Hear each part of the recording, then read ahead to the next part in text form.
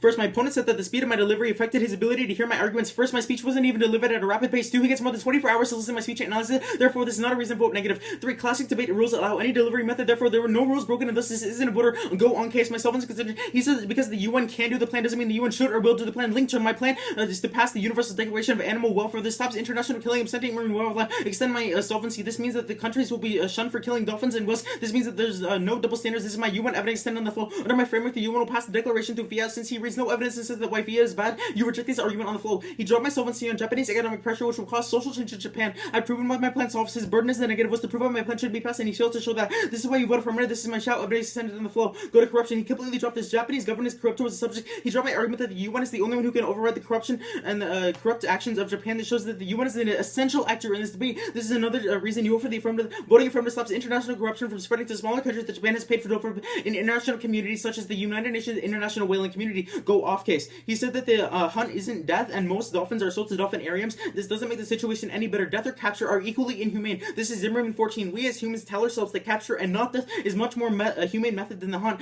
The fact that we are just sliding the problem under the rug to try and forget the spread of situation is not just about dolphins, but this is about the ethics of the dolphinariums and this type of cultural numbing. My plan solves this by influencing the stop of the event in Japan.